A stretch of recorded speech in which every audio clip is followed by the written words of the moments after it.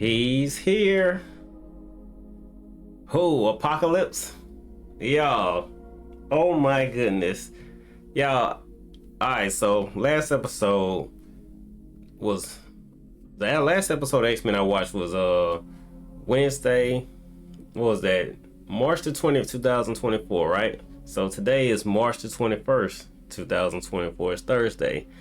Yesterday, the season premiere of X-Men, I only watched one episode, alright? Because it was that exciting, and I had been watching X-Men all day. I watched all season 4 almost in one day. And I got to the new episode, and it was so amazing. And it went leaps and bounds beyond my expectations. So I couldn't watch episode 2. So I just watched episode 2 today. Literally just finished watching it for the second time. He's here, yo.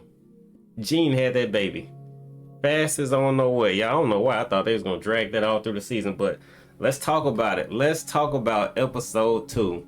Yo, at the very beginning, when Magneto saved those a firefighter and a kid on a Ferris wheel.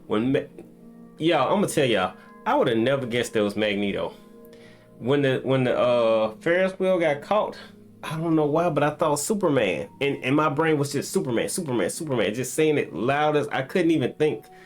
And I was just sitting there at all. And that's the beautiful thing about this show.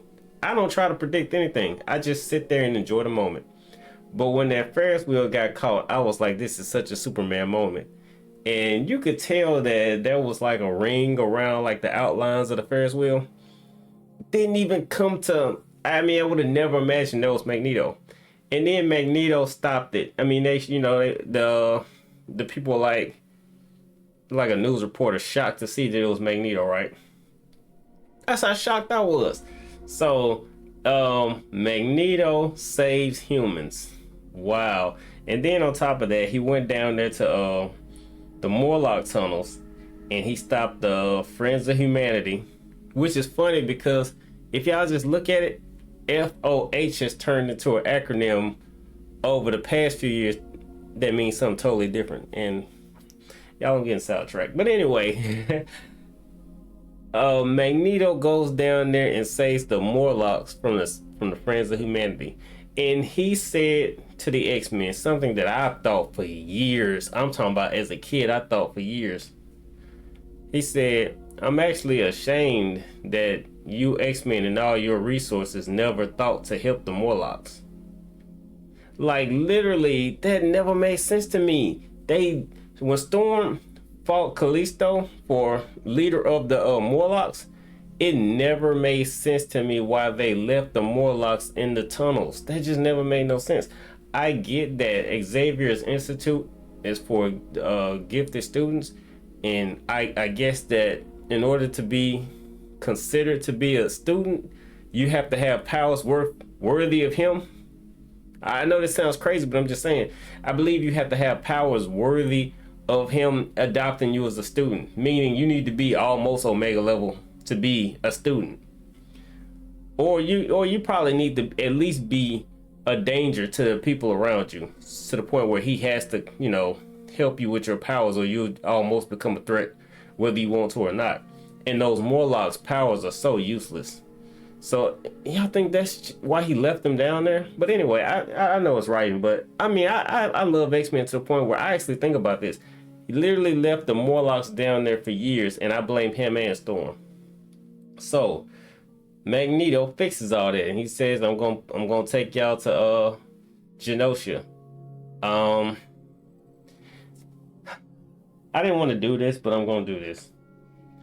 I gotta speak about Rogue, alright? Because the next thing in line of how the episode is going, the next thing, they start calling Magneto into question and questioning whether you could trust him or not. And Rogue is all, we can't just, judge him by the past, and everybody deserves a second chance and all this. And while she's doing that, she calls him Eric. Yeah, she calls Magneto Eric. Now, from the whole time I've been watching X-Men, they always called him Magneto. They never took it to this whole, we know Magneto personally. So I had a person ask me in a group chat or they asking just the group, but they said, do I need to watch the old X-Men before I start watching X-Men 97? The answer unequivocally is no. This is an adult animation. I don't even know if I want to call it a cartoon. I guess you could call Family Guy a cartoon, so you can call this a cartoon. But let's just be honest. This, compared to what we were watching as kids, night and day. Night and day. I mean, even if you think back to the last episode, which I'm not going to talk about much because that's the last episode, but when they went to a club, Gambit was drinking real alcohol and Wolverine was drinking real alcohol. Now, I'm not, if I'm not mistaken, they would show beers on the X-Men animated series from back in the past, but they never implied that, drinking, it just wasn't even, I guess because we were kids, it wasn't even in our minds, but they are making it very clear that these are adults, and like the tone is dark. All right, that's what I'm trying to get at. So you got Rogue calling Magneto Eric. Gambit looks at her crazy. I don't know if y'all saw that, but by the end of the episode, you caught it. I caught it immediately because Rogue was already... First off, we don't even like how Rogue is drawn. Let's just be honest with everybody. We don't like how Rogue is drawn, but now she's playing this whole, let's not be too rough on the bad guy. That never leads to anything good. So anyway, Rogue is sitting here trying to play both sides of the fence, compassionate for the bad guy. And Gambit catches that. And of course I called that because my favorite character is Gambit. So now we got our eyes on Rogue and our antennas up. And the next thing you know, they show Magneto in his studies, or you could call it Professor X's studies. And Rogue walks in to give him some encouraging words. And all of a sudden, Rogue and Magneto have a past. Now, I'm going to dig real deep into my X-Men files and ask myself, how would Rogue and Magneto have a past? And immediately I think Mystique, right? Because Mystique is basically Rogue's mom, adopted mother, but basically she's Rogue's mom. Anytime Rogue sees Mystique, she calls her mama. Mystique is known for working for Magneto, so I could believe, even though I never saw a connection then, I could believe that Mystique, Rogue, and Magneto have a connection. Problem is, let's jump to the end. And y'all, I hope y'all are not trying to avoid spoilers and watching these shows, because this ain't no spoiler free zone, y'all. We talking X-Men right now. All of a sudden Magneto can touch Rogue. Y'all, let's just be honest. When they would try to stop Magneto back in the day, Rogue was one of the biggest threats to stopping him. If she could get up there with him, because Rogue can fly, and she could touch his face, she'd suck his powers out. Pause. Now, all of a sudden, Rogue and Magneto can touch each other. And I'm sitting here wondering, did Rogue lose her powers, and then later on, Rogue takes the power of a doctor, and I'm like, I'm confused at this point. I'm like, how is it that Rogue can touch Magneto? Rogue can't touch anybody. That's what makes Rogue Rogue. Nothing short of that guy from Heroes, the Haitian. Rogue can't touch nothing. Probably shouldn't have switched shows. I want to say it's somebody in X-Men that probably has that same power. Maybe even Leech.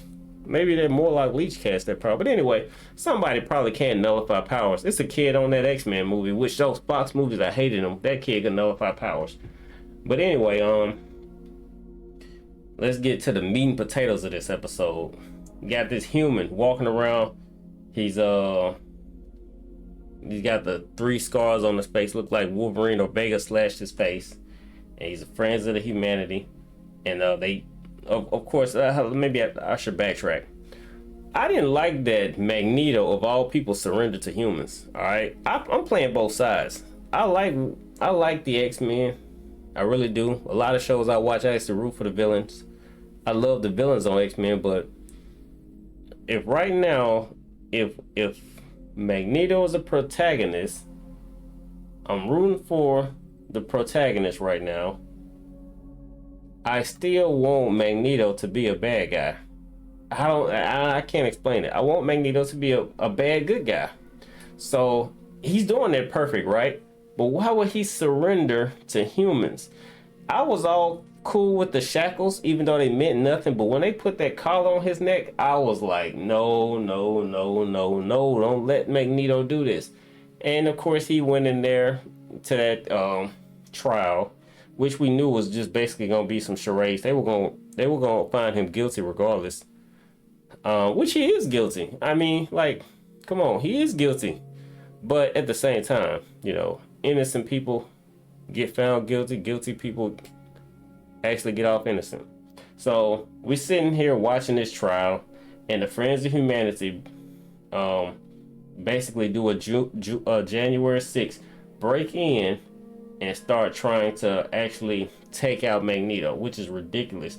But if the time is there, if you're ever gonna do it, the time is now, because he got that collar on, which Beast explained at the end how that collar works, which is pretty cool. You always wonder how the collar works. So we got so hyped over the first episode and how Cyclops had got all these buffs and he could fight. Well, they took all those buffs away. I mean, he went right back to being the Cyclops that we've known for the past 27 years, because he got in a fight with a human and lost. And I mean, that human beat him to sleep. He literally went to sleep. I want to say, who woke him up? Is that Rogue? Somebody had to wake him up. He literally just got knocked out.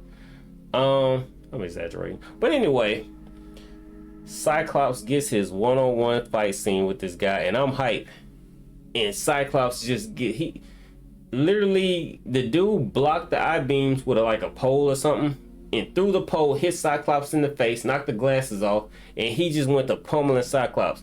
And then in the background, like it's not even happening, Morph has the coolest fight scene ever. I mean, literally looking like Shang Tsung in the background. Literally, he went Lady Deathstrike. I was so hyped. He came up as Lady Deathstrike. Yuriko, y'all remember that from Wolverine, all right, the Phoenix Saga. All right, then he switched to Colossus, and then he switched to who was the last person he switched to? Psylocke, I think.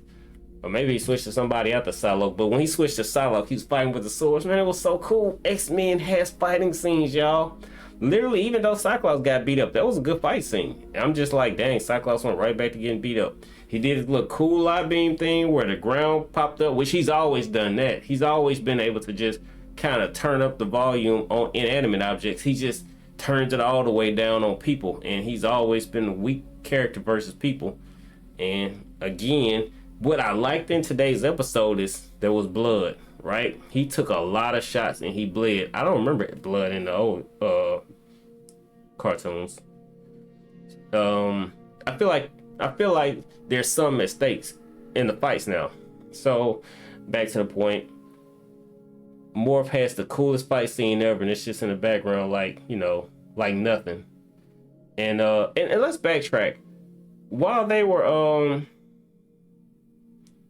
No, that would be me going forward. That would be me going forward. Let's stay on this fight.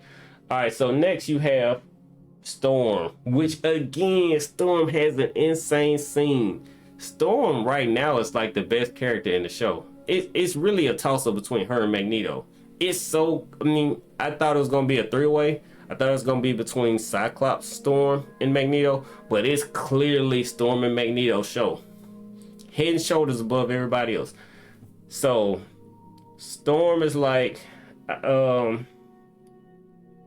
somebody tells them to take Cyclops to get Rogue to take Cyclops to Jean or whatever. She's having a baby. Like I said, I started at the beginning where I guess Jean's water broke or whatever, and Wolverine takes her to the hospital, which they have a little cool driving scene, but that's not even important.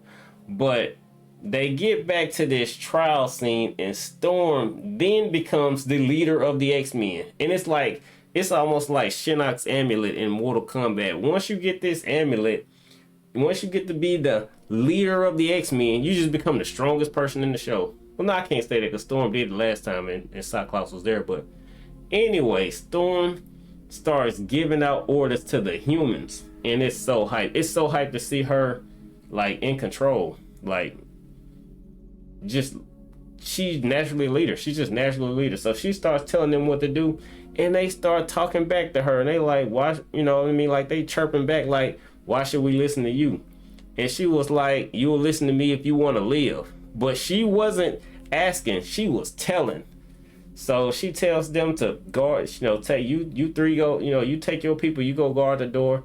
You take the shackle, take the neck collar off Magneto, and right when she got ready to tell the next person, they interrupted, and she shut that down immediately.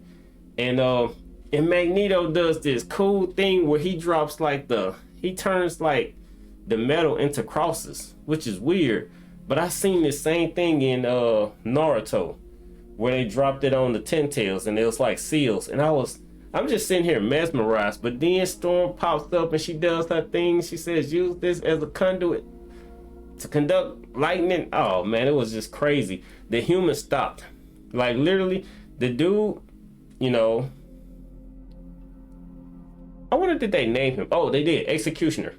So all the people that thought they were riding stopped riding. Executioner was the only one still active. And he uses this opportunity, and he's thinking he's finna snipe Magneto. And Storm sees it because she's got the field of view. She's above everybody, and she takes the shot for Magneto. And immediately, like, I'm just sitting here like shocked the whole time. And like literally, I went from being so excited to just like heartbroken. Because I knew it was bad. I knew the way, like, anytime you're watching a show and like you could see somebody in pain, but it's like the audio is messed up, it's bad. It's bad. And to hear that she done lost her powers, that's wow. Because they had hyped Storm up so much, why would they do that?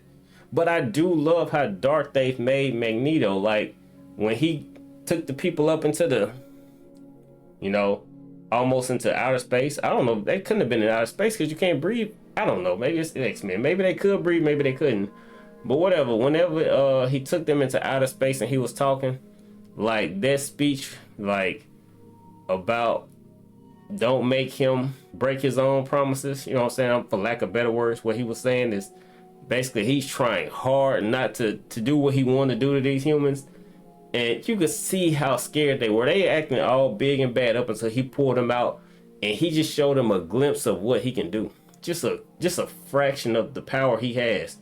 Because when you talk about like Omega level threats, like mutants really strong, if Magneto is gonna be considered an X-Men, you got two of the strongest mutants on one team. Well, you had.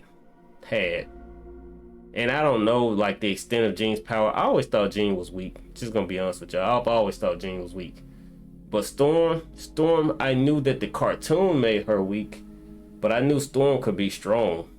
I never understood Omega level threat. We've heard that term for years, but you knew how strong Magneto could be. It's in your face how overwhelming he is.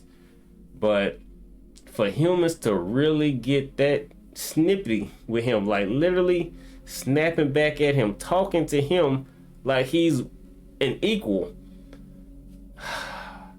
it's bringing out the best in his character. Like literally, like for I don't know if y'all saw Bleach, but this is what Eisen said.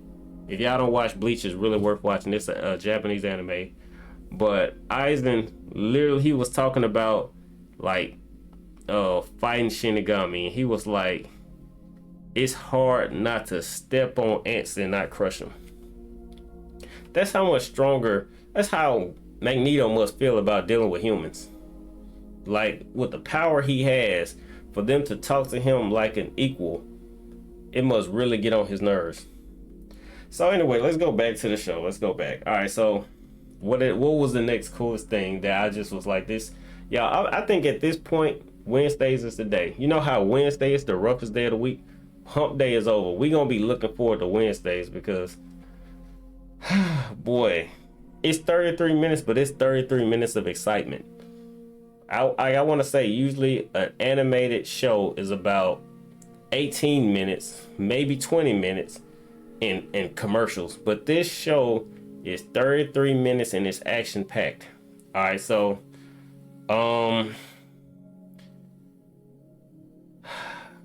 I did like the little scene where Morph brought the beards out there to Wolverine, and he turned into Sabretooth. I'm really liking Morph. They keep him Morph like real tertiary, you know.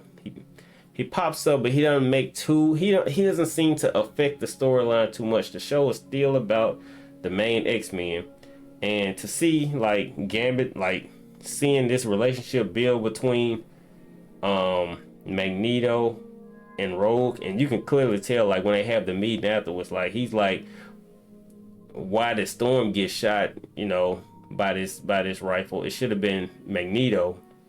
And oh my goodness, for Storm to hear like Beast tell her the damage done, and he says it looks permanent. Boy, that, I mean, like, they've done this show so good. Like, this is good writing. And I really hope it's not based on comics. Now, let's just go to the bombshell at the very end. All right, let's go ahead and do our speculations, because I don't think there's nothing else left to talk about in the show. At least this episode, I think we've covered everything. I mean, it's clear Wolverine still has feelings for Jean, and, you know, Gambit clearly sees something going on with Rogue. I think he feel like he's already lost Rogue. We don't know why Rogue and Magneto can touch each other. Cyclops. Yeah, I think we covered everything. Look, it's time to talk about the elephant in the room. The show ends with Morph saying, y'all know Storm will be back at any time. You know, saying any given time she'll be right back at our door, and the doorbell rings, and you know, he goes up to open the door, and what do you know, it's a person that looks like Jean. Now, speculation time. I hope this isn't based on any comics, because I don't like spoilers. If you like spoilers, this is the wrong channel for you, because I don't read comics. I just watch the show, all right? And if you're a person like me that don't like spoilers, just safe here, because I ain't got none. I can't promise you what's happening in the comment section. I ain't gonna read the comment section because I'm afraid of spoilers. But I will say this. This is my speculation, and my speculation alone. That woman that had Cyclops' baby is, I repeat, is Jean Grey.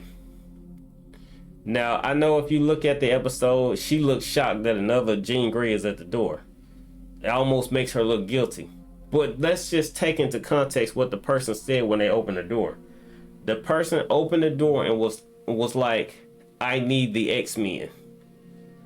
And then, of course, I guess more for somebody said Jean, you know. And then so we all are like, that's Jean? I mean, come on. The reason why I say that the original person must be Jean is because she sat with Wolverine the whole day. The one thing Wolverine could do is tell when there's a shapeshifter. So I can't tell you if that's a clone, but I can tell you for a fact the woman that had that baby is not a shapeshifter. All right? And she's been with the X-Men this whole time. I believe it to be Jean Grey.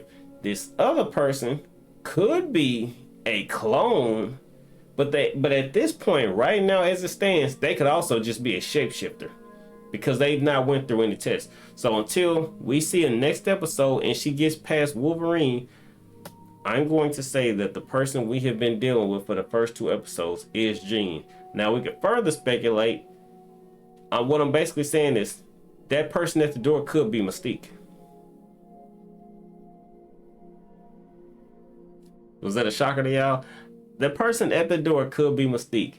Now, the person because think about it. The person said, I need the X-Men. That seems impersonal. I don't know you. I don't know them. I didn't ask for Scott. I didn't ask for Wolverine. I didn't ask for Logan. You know, it was impersonal. It was, I don't know these people. I heard you could help. She asked for the X-Men. It could be any kind of shapeshifter. I said Mystique because I already tied Mystique to Rogue to Magneto. But I guess what everybody else is thinking, is it Madeline Pryor? I'm not thinking that. I don't even think this I don't think this show is going to so tightly tie to the comics. I think it's going to be his own thing. And I think it's going to be his own thing because being his own thing keeps everybody interested. if you just take comics and you just take page out of page out of page and you just rewrite it and animate it, well, what's the fun to the person that really has been a comic fan for the last 50, 60 years? There's no fun in it because they already know what's going to happen next. Really, all they're doing is just sitting there judging it. But if this is all original content and you cannot sit there and predict it, it's fun for everybody. So what I'm getting at is, I don't think this is Madeline Pryor. And I don't think it's Madeline Pryor because they would think it's Madeline Pryor. So it's subversion, whatever they call it, where you intentionally trick the person into thinking that it's the obvious, but it's not the obvious. So I went with who I believe it to be. And look, if y'all made it this far in the comment section, don't hit me with spoilers. But if you know, I almost want to say keep it to yourself, but y'all, if you don't know, let's speculate. Who do you think that is at the door? My speculation is Mystique. She ties Magneto to Rogue. Now, what could she need help for? Anything. I mean, it's just foreshadowing. It just leads you to the next episode. She don't have to need anything right now. It's just for shock value to end the episode. I'm content because I don't care. I really don't care anything about Jean's and Cyclops storyline. That's why I don't mind waiting till next Wednesday. It didn't help me at all. You know, I don't care anything about their storyline. So, y'all, I know this ran on for a long time, y'all, but I love the X-Men. I can sit here and talk about the X-Men all day. And if you done made this far, obviously you can too. So please, if you don't mind, subscribe to the channel. We're going to keep talking about X-Men because this is exciting. This is good content. Y'all, is good content. All right, y'all, man. I'm going to holler at y'all. Peace.